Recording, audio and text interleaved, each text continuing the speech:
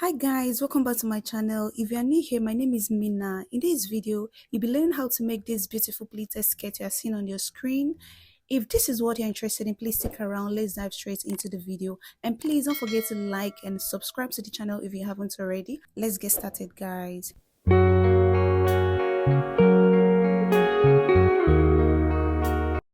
What I have here is 3 yards of a crepe fabric. 2 yards is okay if you want to make just a pleated skirt. But I bought 3 yards because I also want to make a waistcoat out of this. So that's why I bought 3 yards.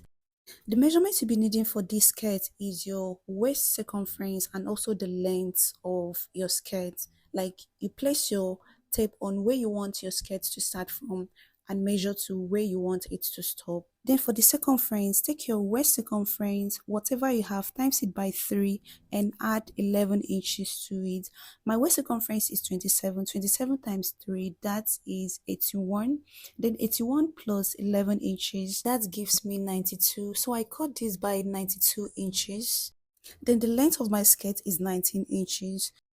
After cutting, the next step is to hem the down part. You can decide to sew it if you wish. So I use hemming gum to hem the down part of my skirt. The next step is to create a template which will serve as a guide for my pleat. So from the beginning part, I'll come in by 1.5 inch. This 1.5 inch is for my zipper allowance, okay?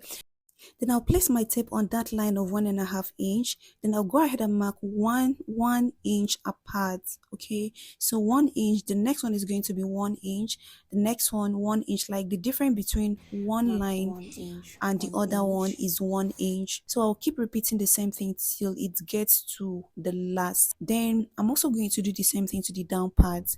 1.5 inch first. Then from that line of 1.5 inch, I'll place my tape there. Then I'll mark 1 inch away from the next one. I don't know if you understand my point. From that 1.5 inch, I'll mark 1 inch. Then the difference between the line that I just marked to the next one is 1 inch. So marking the same thing on both parts is going to help me lay my pleats correctly. I'm repeating the same thing here, but I'm not choking it to be that bold the way I did to the upper part. That is because I don't want this down part to look stained. That's why I'm choking it this way. It's something I can see. To the video, it doesn't look like I'm doing something here, but I can see it clearly. When you're making yours, go ahead and make it bold. So we are back to the upper part. You know, I marked 1.5 inch line before I went ahead to mark 1 inch. So I'll pass the 1.5 inch line that I marked. Then I'll pick the 1 inch line that I marked. You can see, right? So I'll go ahead and pick the 1 inch line that I marked, cross the second 1 inch to the next 1 inch. That is to the third 1 inch. Okay. So I picked the first 1 inch line that I marked, cross the second 1 inch to the third 1 inch. Okay, so here on the down part, I'm equally going to do the same thing. That's the 1.5 inch line that I marked first. So I'll go ahead and pick the 1 inch line that I marked after the 1.5 inch, then cross the second 1 inch and place it on the third 1 inch. Then use a pin to secure both ends. So I'll use my pin to secure the upper part, and I'll equally do the same thing to the down part. Then I'll come in with a warm iron just to iron out the line first. After ironing out the line, I'll place a cotton on it as shown. Go ahead and use any fabric of your choice, anything you're okay with. Just make sure it's not going to stain the fabric you're working with. Just place it on it, then soak it with water. Go ahead and iron it for it to lay flat. You really need to give it a nice press if you want the pleat to come out nice. The next step is to pick the 1 inch line, cross the second 1 inch and place it on the third 1 inch. Okay, pick the first one, cross over to the third one and place it there. Use a pin to secure it. Also do the same thing to the down part. Pick the first 1 inch you are seeing, cross the second 1 inch and place it on the third 1 inch. So whatever you are doing to the upper part, equally do the same thing to the down part. When you place it there, use your pin to secure it. Then use a warm iron to outline it first before placing your cotton or whatever you are placing on it to iron it out. Note guys, you cannot place a thick fabric on it to iron. It has to be something very light, or it has to be a cotton, do you get? So that it can soak the water and it can penetrate on the fabric you are working with. So I'm trying to lay my third pleats by following the process I explained earlier, by picking the next 1 inch line and placing it on the third one. I'll keep repeating the same thing till I'm able to pleat it up to my waist circumference and 2 inches seam allowance. Okay. I know you told your friend you're not okay. And tell me what's wrong and why you never said you felt that way. And guess you're trying to stay strong and fake a smile until I look away. But I've known you too long, it hurts to watch your blue eyes fade to gray as you fade away. As you fade away.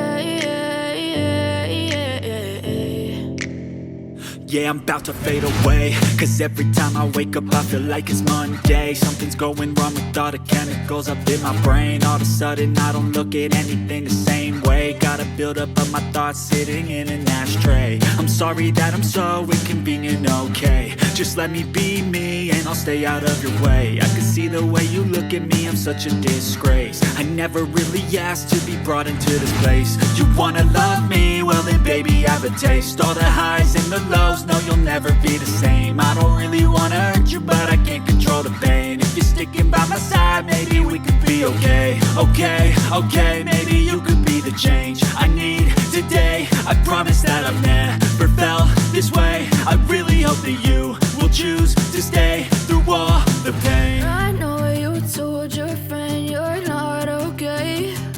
And tell me what's wrong and why you never said you felt that way. And guess you're trying to stay strong and fake a smile until I look away. But I've known you too long, it hurts to watch your blue eyes fade to gray as you fade away. As you fade away. As you fade away. As you fade away.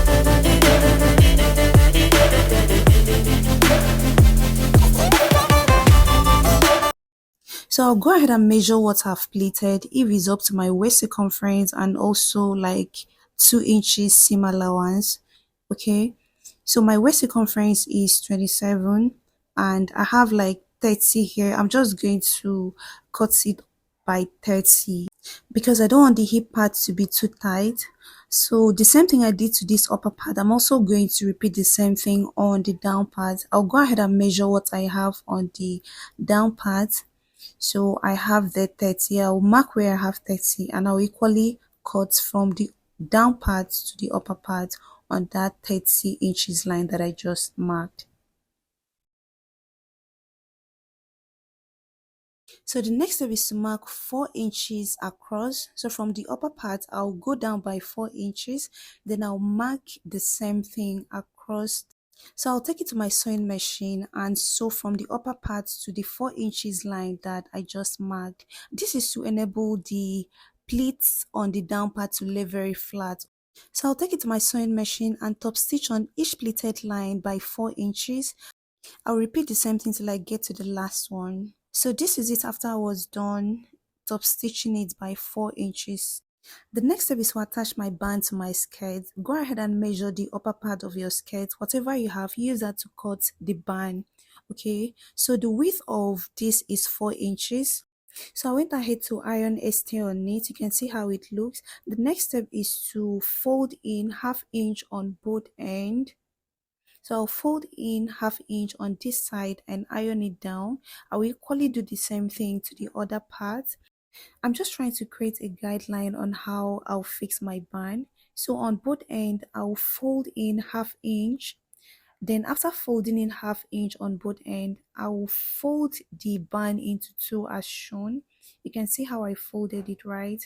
Folding it ½ inch on both ends, then folding the band into two, just like this, This is going to make it easy for me to place my band following that line. So go ahead and do the same thing. So next is to attach it to my skirt. I'll go ahead and place the front side of my band to the wrong part of my skirt as shown. So the front side of my band is facing the back, is facing the wrong side of my skirt. Do you understand? So I'll go ahead and place it like so. I'm going to follow the half-inch line that I iron out to sew this on it. After securing it round with my pin, you can see how it looks. This is the back, this is the wrong side. You can see how I place it. So I'll take it to my sewing machine and I will join it with half-inch line that I iron out. That's how it's going to look. Then after that, I'll bring this other part to the front like so and top stitch on it. So guys, here is how it looks after I was done attaching my band. The next step is to shape the waist with my waist circumference. So I'll go ahead and fold it into two as shown. So I'll go ahead and mark my accurate waist circumference. Since you are folding this skirt by two, so divide your waist circumference by two and mark what you have there. So mine is 13.5. I'll go ahead and mark where I have 13.5. I'm also going to measure where my zipper is going to stop. So from the upper part, I'll go down by 7 inches and mark. So that's where I want my zip to stop. After marking the 7 inches, for the down part, I'll just go ahead and join it with half of an inch.